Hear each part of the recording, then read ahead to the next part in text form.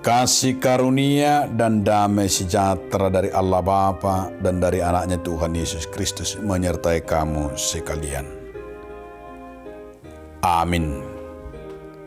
Firman Tuhan bagi kita hari ini tertulis dalam kitab Kisah Para Rasul 20 ayat 10. Tetapi Paulus turun ke bawah, ia merebahkan diri ke atas orang muda itu, mendekapnya dan berkata, "Jangan ribut, sebab ia masih hidup." Gabi mijur masih Paulus di tahopi ma ibana jala di haul ninnama. Una kamu gaur di bagasan ibana do toddina. Demikianlah firman Tuhan.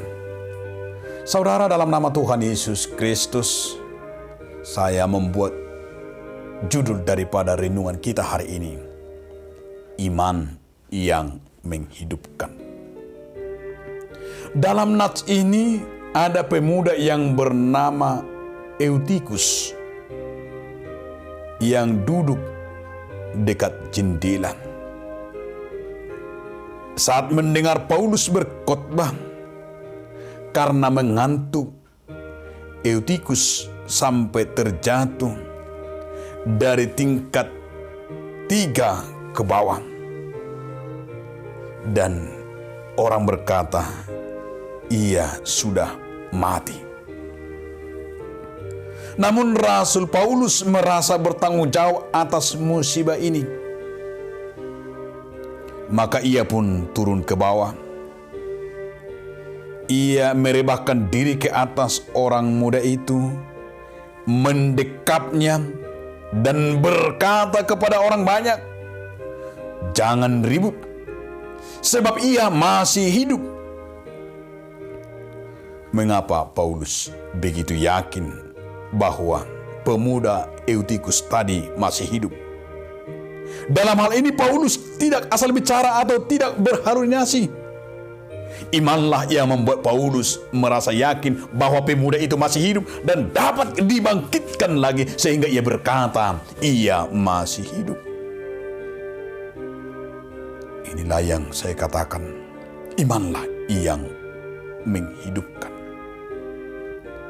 Perkataan Paulus ini, iman sanggup menentang logika manusia. Iman dapat menantang itu hanya pikiran-pikiran kedagingan.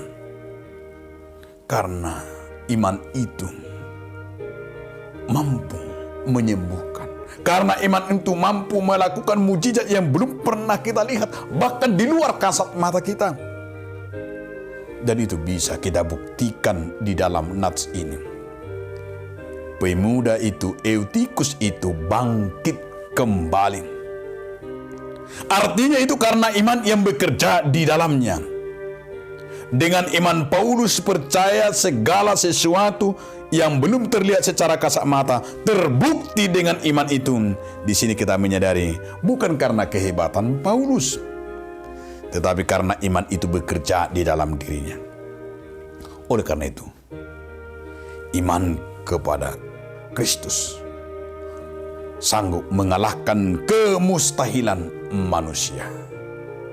Iman itu harus menjadi dasar kita kemanapun. Karena dengan iman itulah kita mampu bergerak dan maju dan tidak pernah takut, karena bagaimanapun kita yakin bahwa ada kehendak dan rencana Tuhan. Sehingga hiduplah di dalam iman. Amin. Terima kasih Allah Bapa, karena kami menyadari Tuhan dalam hidup kami ini. Sering kami Tuhan hanya mengandalkan pikiran, tetapi firman mengajarkan kami agar iman kami Tuhan, menghidupkan iman kami Tuhan, menjadi dasar segala sesuatunya yang menjadi dasar hidup kami. Terima kasih Tuhan. Amin.